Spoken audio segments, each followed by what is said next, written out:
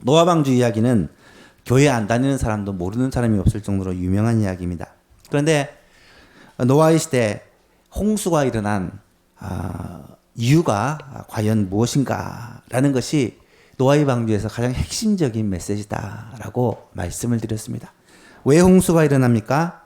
지난 시간 우리는 이 홍수가 일어났던 이유에 대해 생각해 보았죠. 가장 중요한 이유는 무엇입니까? 온 세상이 죄로 가득했기 때문입니다. 홍수는 하나님의 심판은 죄로 관영한 이 땅 위에 거룩하신 하나님께서 심판을 내리실 수밖에 없다라는 것이죠. 6장 5절에서 7절 말씀을 보니까 여호와께서 사람의 죄악이 세상에 가득함과 그의 마음으로 생각하는 모든 계획이 항상 악할 뿐임을 보시고 땅 위에 사람 지으셨음을 한탄하사 마음에 근심하시고 이르시되 내가 창조한 사람을 내가 지면에서 쓸어버리되 사람으로부터 가축과 기는 것과 공중의 새까지 그러하리니 이는 내가 그들을 지었음을 한탄함이라 하시니라. 여러분, 세상에 죄가 가득한 것이 하나님의 심판을 받은 이유였는데 사실은 어쩌면 이거보다 더 중요한 이유가 있다라고 말씀을 드렸습니다. 홍수가 이 땅에 임하고 하나님의 심판이 임할 수밖에 없었던 더 중요한 이유는 무엇이냐? 그것은 하나님의 아들들. 하나님의 아들들이라고 하면 셋의 후손, 하나님의 언약의 자손, 구약의 교회, 하나님을 경외하는 사람, 하나님의 약속의 후손들이 세상 사람들의 아름다움을 보고 자기의 마음에 원하는 자들로 아내를 삼았다. 아내를 삼았다는 것은 완전히 썩혔다라는 그러한 의미입니다.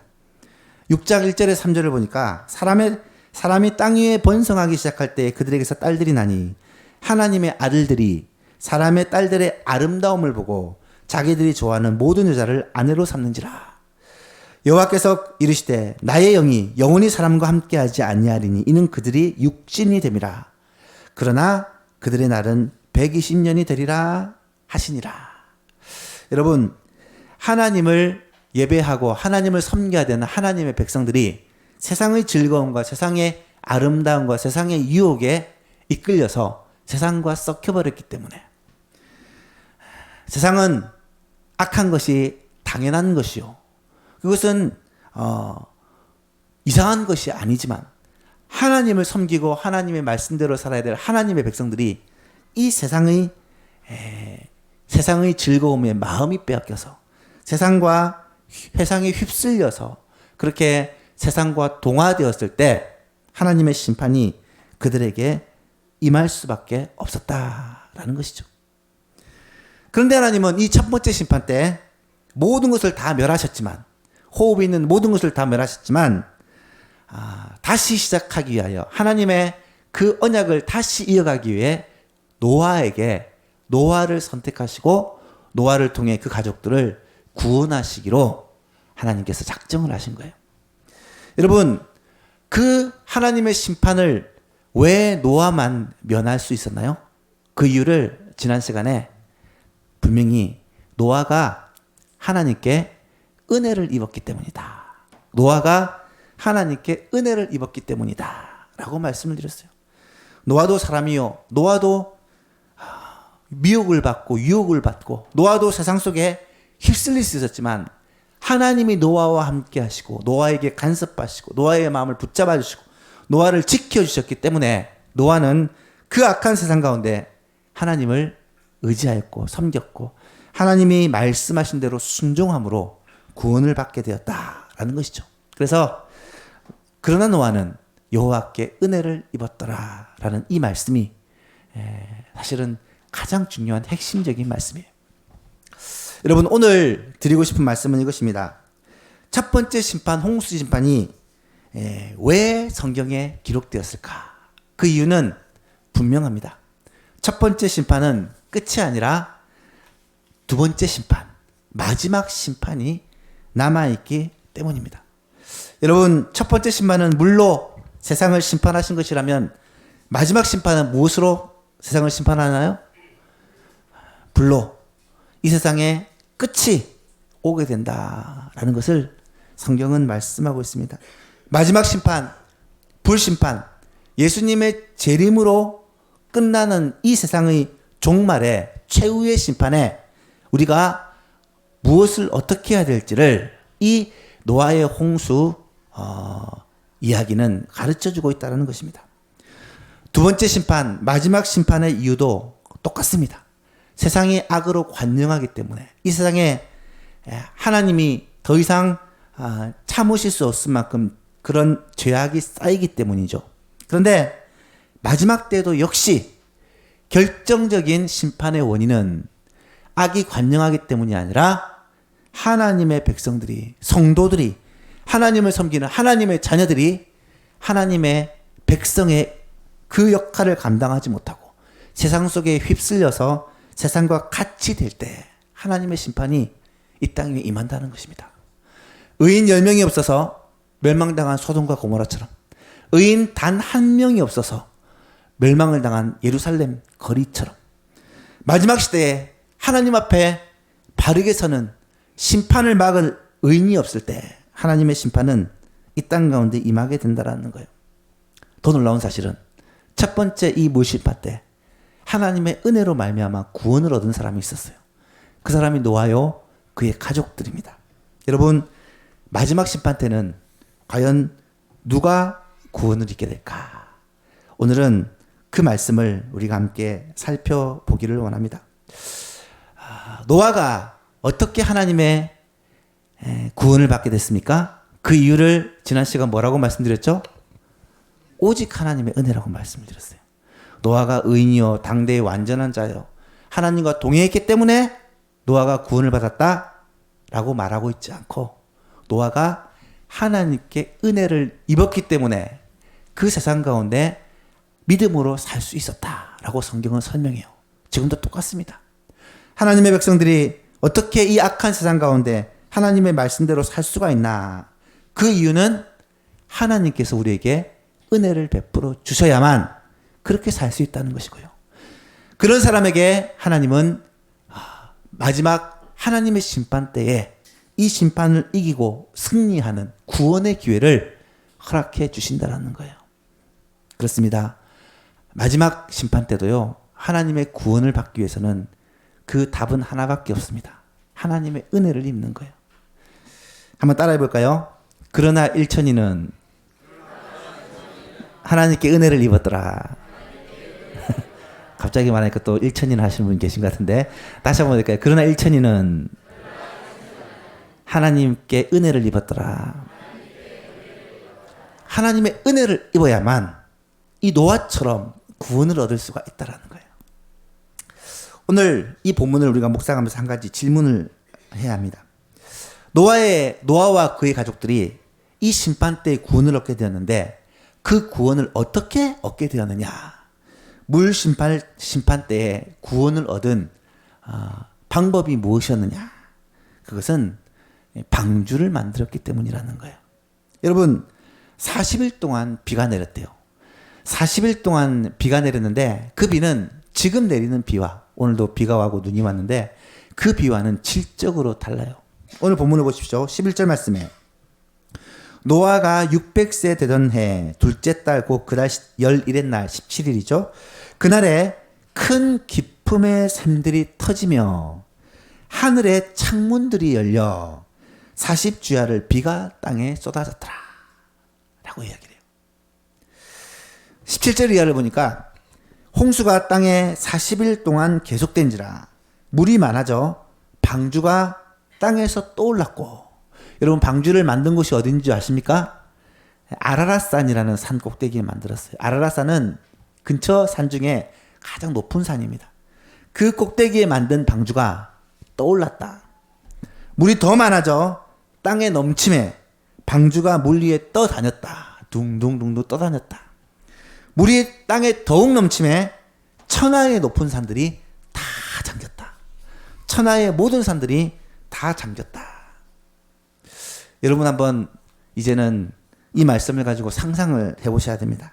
40일 동안 땅에 비가 왔습니다. 40일 동안 땅에 비가 오면 천하의 높은 산들이 다 잠기게 됩니까? 그럴까요? 이것은 단지 비라고는 설명을 할 수가 없어요. 오늘 성경이 말씀하시는 그대로 땅의 깊음의 샘들이 터진 거예요. 땅에 아마 물의 원천들이 있었을 것인데 그 원천들이 다 터져 나온 거예요. 그리고 하늘의 창들이 열렸다. 하늘에서 물이 쏟아져 내렸다라고 표현하고 있는 거예요.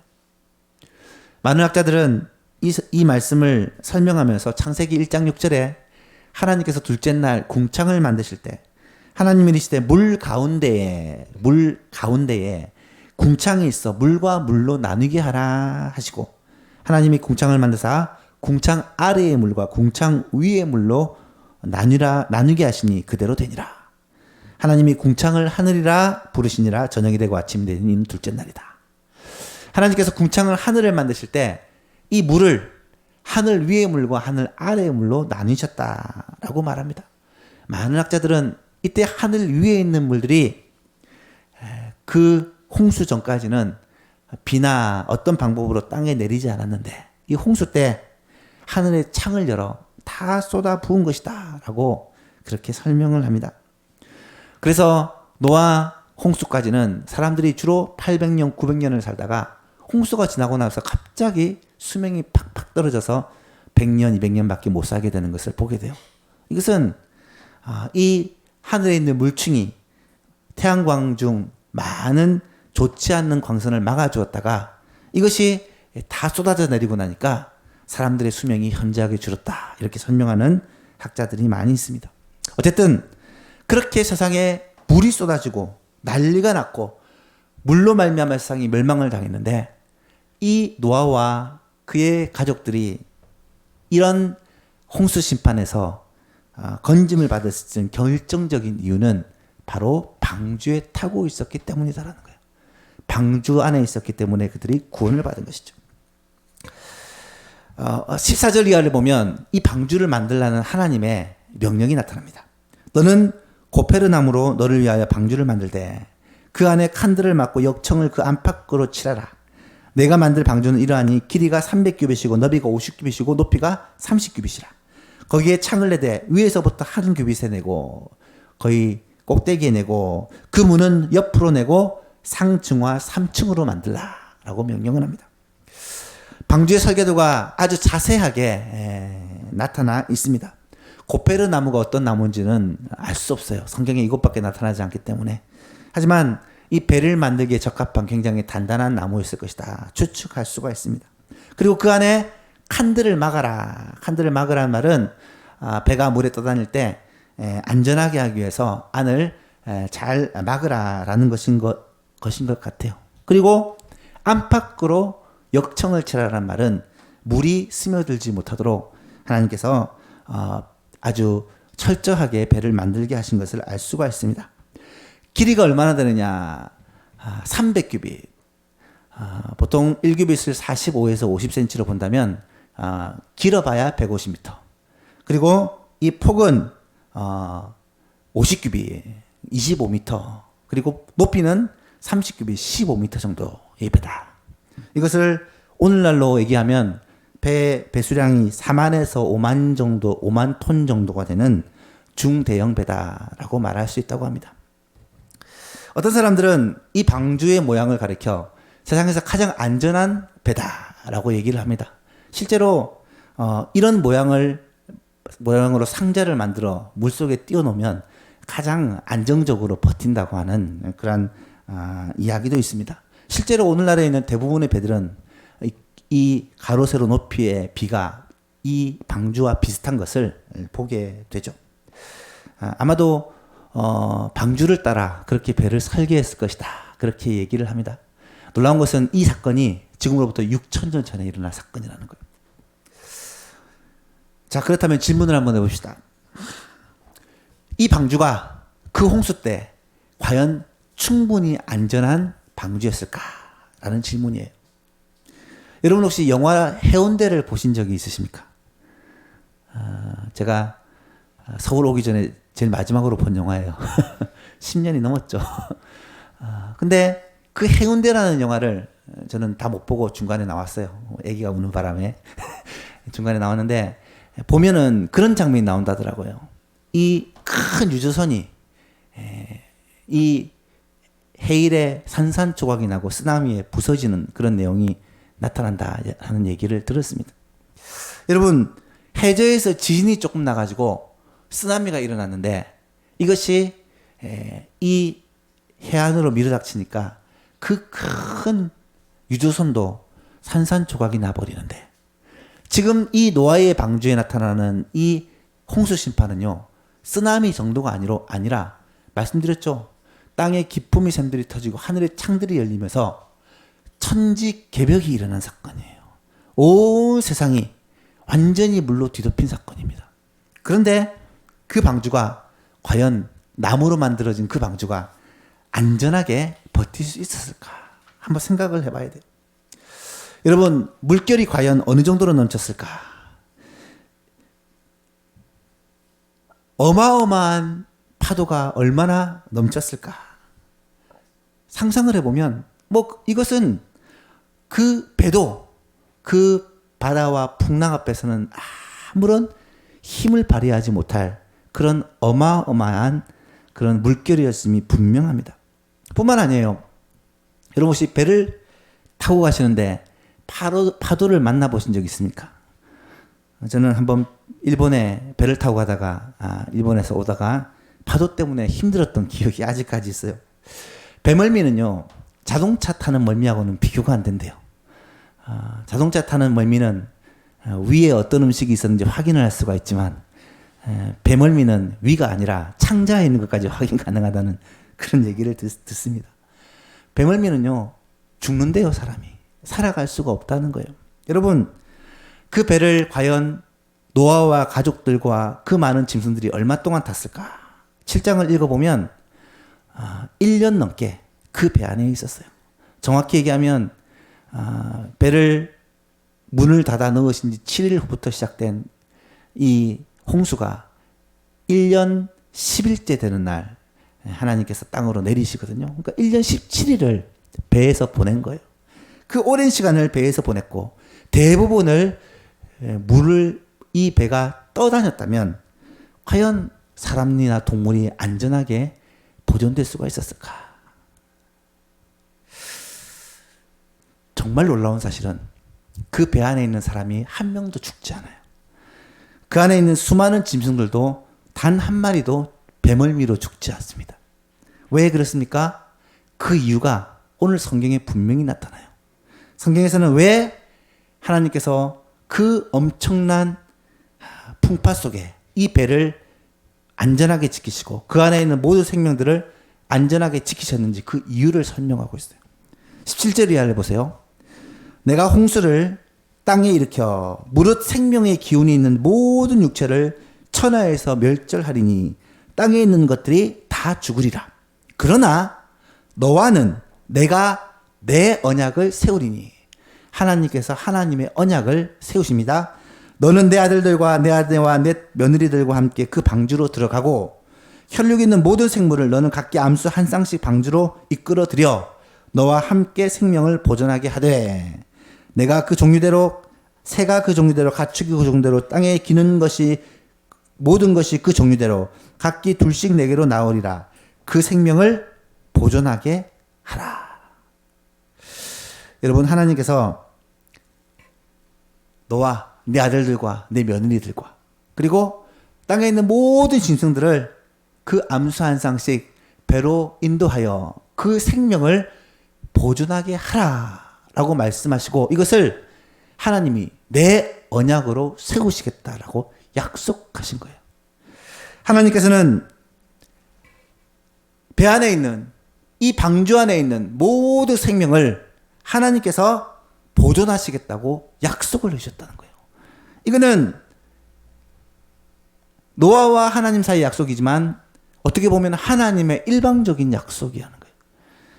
그 배에 타도록 하면 내가 그 배에 있는 모든 생명을 보존해 줄게, 지켜 줄게. 그 어떤 사람도 풍랑으로 말미암아 배멀미로 말미암아 죽지 않도록 내가 보존해 줄게. 무려 1년 이상을 하나님이 그렇게 약속해 주셨다라는 사실이에요.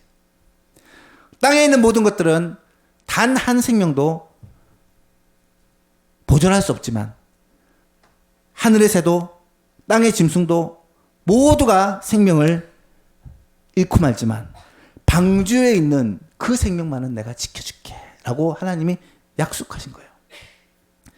여러분, 노아 시대에 방주 말고는 다른 배들이 없었을까요? 노아 시대에 배가 방주밖에 없었을까?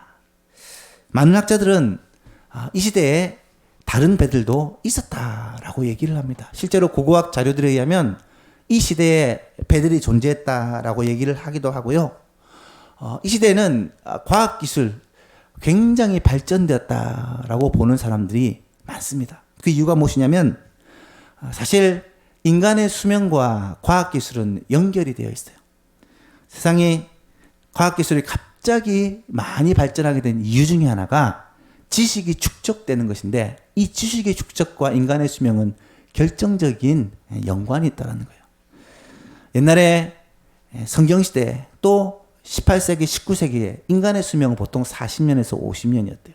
근데 20세기가 넘어가면서 그 수명이 70년에서 80년, 지금은 거의 100세 시대로 늘어나게 되면서 이 기술의 축적이 갑자기 많아지고 그리고 경험과 노하우들이 그렇게 다음 세대로 이어지면서 과학기술은 엄청나게 발전한 거예요.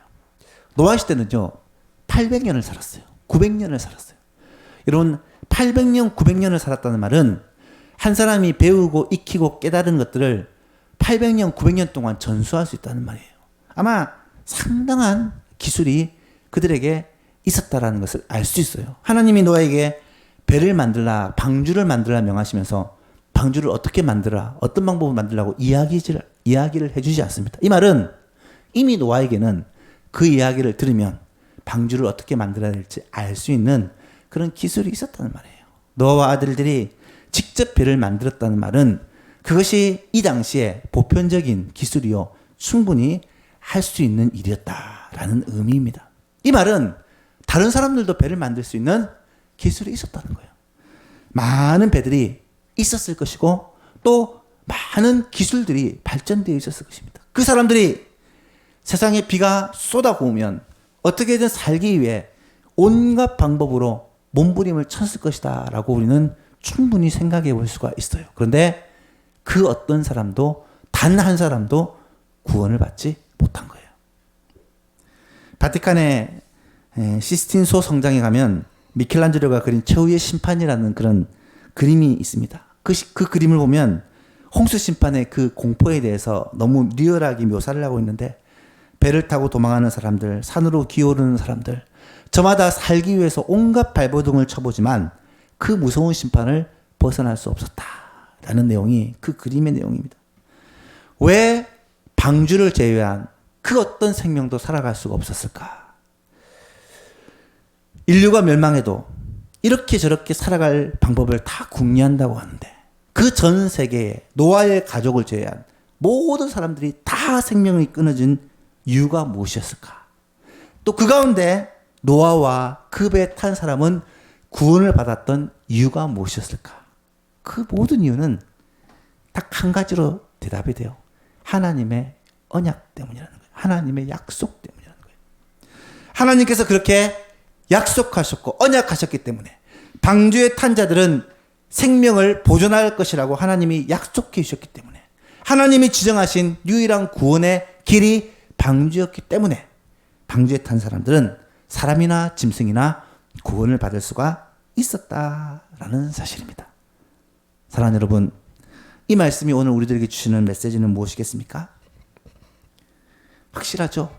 두 번째 심판, 마지막 심판도 우리 앞에 놓여 있어요. 마지막 심판에도 구원의 길이 있다는 거예요. 이 구원의 길은 우리가 생각하는 세상적인 방법이 아니라 하나님이 약속하신, 하나님이 지정하신 하나님의 방법이 있다는 거예요. 어떻게 구원을 얻느냐? 하나님께서 말씀하신 구원의 방법이 무엇이냐? 그것은 바로 예수 그리스도를 믿음으로 말미암아 구원을 얻게 된다라는 이 하나님의 약속이라는 거예요. 구약에서 방주를 탄 사람은 내가 생명을 보존하리라 라고 했듯이 하나님께서는 예수 그리스도를 믿는 자들은 내가 영원한 생명을 보존하겠다라고 약속을 해주셨다는 거예요. 그것이 우리가 구원을 확신할 수 있는 이유라는 말입니다.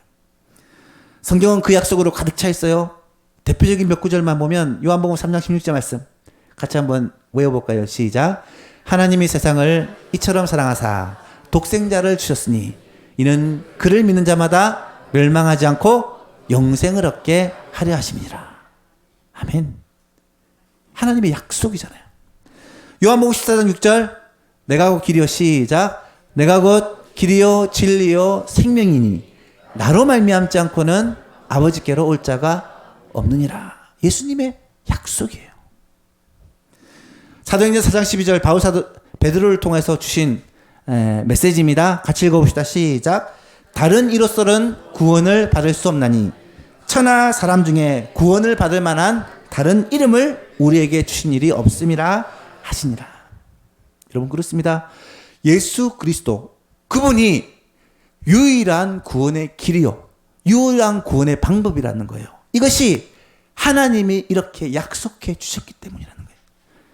구약에 노아 시대에 많은 사람이 살고 있었지만 방주에 타지 않은 그 어떤 사람도 구원을 받지 못했던 것처럼, 하지만 방주에 타고 있으면 물결이 넘실거리고 수많은 위험과 사실 이 방주가 보존될 수 있는 방법이 없어 보이지만 그 방주가 하나님의 은혜로 보존될 수 있었던 이유는 하나님의 약속이 있었기 때문에, 그들을 구원하시겠다는 하나님의 약속이 있었기 때문이라는 거예요. 그렇다면 마지막 때, 두 번째 심판 때 구원의 방주는 무엇이냐? 바로 예수 그리스도다. 예수 그리스도다. 방주는 곧 그리스도를 상징하는 모형이다 라고 말할 수 있는 거예요. 홍수 때에 방주를 타기만 하면 구원을 얻었던 것처럼 마지막 이 시대에는 예수 그리스도를 믿기만 하면 구원을 얻는 은혜가 하나님의 약속으로 말미암아 주어진다라는 거예요. 베드로 사도는 이렇게 얘기합니다. 누구든지 주의 이름을 부르는 자는 어떻게 된다고요? 구원을 받으리라 하셨느니라. 누구든지 주의 이름을 부르는 자는, 예수님을 믿는 자는 구원을 얻는다라고 약속하신 거예요. 그렇다면 우리가 이제 해야 될 일은 너무나도 분명합니다. 한번 따라해 볼까요? 방주 안에 있어야 삽니다. 그리스도 안에 있어야 구원을 받습니다. 여러분, 방주 안에 있어야 삽니다. 마찬가지로 예수 안에 있어야 구원받습니다. 이것은 너무나도 분명한 성경의 약속이고, 그렇기 때문에 우리도 예수 믿고 이 구원의 방주 안에 있어야 되지만 우리가 전해야 할 복음 메시지도 똑같다라는 거예요. 방주 안에 있어야 삽니다. 그리스도 안에 있어야 삽니다. 방주에 타지 않으면 아무도 구원받을 수 없습니다. 예수 안에 있지 않으면 아무도 구원받을 수 없습니다. 이 확신을 가지고 마지막 때를 살아가는 저와 여러분 될 수 있기를 바랍니다. 말씀을 맺습니다. 노아의 방주는 하나님의 첫 번째 물심판을 피하는 유일한 길입니다. 하나님의 구원을 받는 유일한 통로가 방주였다라는 거예요. 이제 곧 임하게 될 두 번째 심판이 있습니다. 이 두 번째 심판은 첫 번째 심판보다 더 큰 심판이요, 영원한 심판, 마지막 심판입니다. 이 마지막 하나님의 심판을 피할 수 있는 길이 있습니다. 구원을 받을 수 있는 길이 있습니다. 그것이 무엇입니까? 바로 예수 그리스도를 믿는 것입니다. 예수 그리스도를 믿는 것입니다. 사랑하는 예수만교회 성도 여러분, 여기 앉아 계신 여러분들은 정말 단 한 명도 빠짐없이 마지막 구원의 방주이신 예수님을 믿음으로 말미암아 그리스도 안에서 구원의 은혜를 입는 여러분 될 수 있기를 간절히 바라고요. 우리 예수만교회는 구원받는 성도들을 태운 구원의 방주가 되어서 이 지역에 또 여러분 일가 친지 이웃들 가운데 구원을 얻어야 될 사람들을 이 방주 안으로 함께 태워 주님의 나라에 이르는 그런 구원선이 될 수 있기를 주 예수 그리스도 이름으로 축복합니다.